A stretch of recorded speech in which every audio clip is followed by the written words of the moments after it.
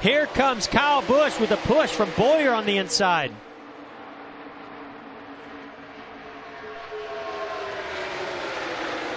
Oh, no, Benedetto! And everybody! Good. Oh, no. Are you kidding me? This is big. Wow. But it.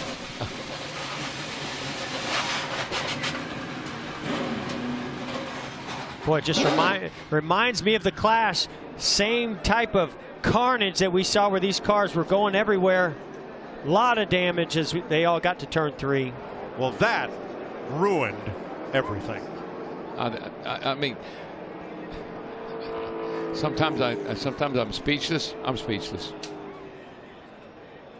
You know, there's just those feel-good stories that build in a race, and boy, Matt DiBenedetto was doing such an amazing job. Oh man, I know he was. So let's go to the Goodyear blimp as drivers climb out or try to make their way back to pit road, and look at the outside lane. DiBenedetto and Paul Menard. Yeah, Paul Menard giving a pretty nice push down the back straightaway to DiBenedetto. Gets to his right rear. Oh yeah, that just starts to turn him a little bit. Got him in the right rear. And then he collects Menard. Yeah. Logano just misses it, but the whole outside lane and half the inside pile up. And this is exactly what we were just talking about. At this stage in the race, you can start to taste victory in the Daytona 500. You want to see that checkered flag, and you'll do anything to get it, and you know you've got to be more aggressive with those bump drafts. It looks exactly like the Clash. I mean, all those cars, third turn, all those cars wadded up, sliding up the track with sparks flying. It looks so much like the Clash. That is the 17th of February, looking way too much like the 4th of July. Amen. Fireworks everywhere. Yeah, and it really and truly, it was Paul Menard. He gave DiBenedetto a little shove, but it was on the outside, on the right side, and that just turned DiBenedetto into the outside wall, and then it was on from there. And a different situation than we saw in the clash between Menard and with Jimmy Johnson, but it was a similar thing when we heard the spotter on the 21 Menard say, well, he zigged and we zagged.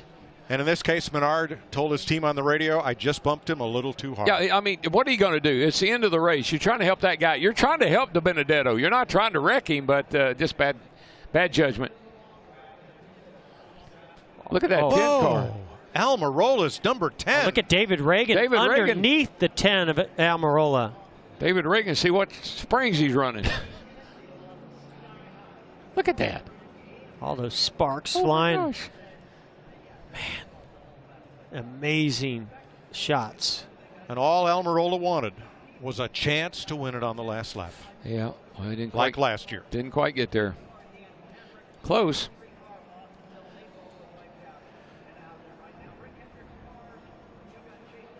And I got to believe our two leaders right now, Kyle Busch and Denny Hamlin, were really wanting and hoping to have another Toyota there and DiBenedetto to help them pull off this victory today. Going to be a little bit tougher for them to hold off those Fords, and some Chevys are moving up also. Amazing camera work by our Fox Sports crew. You're riding with Joey Logano.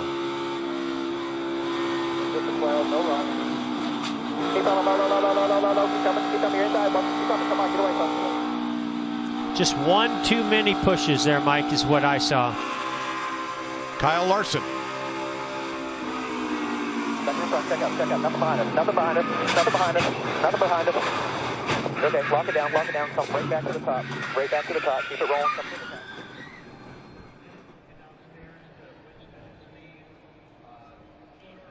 Well, I'm not sure. Okay, here's Austin Dillon's view. Still middle of 3 here. Spinning. Showering.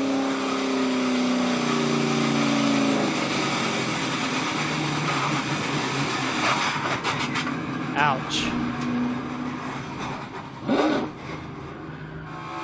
Martin Truex. Ooh.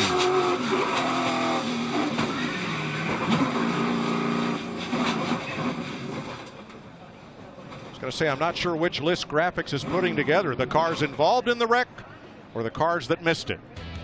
We'll find out when we come back. Huge pile up near the end of the Daytona 500.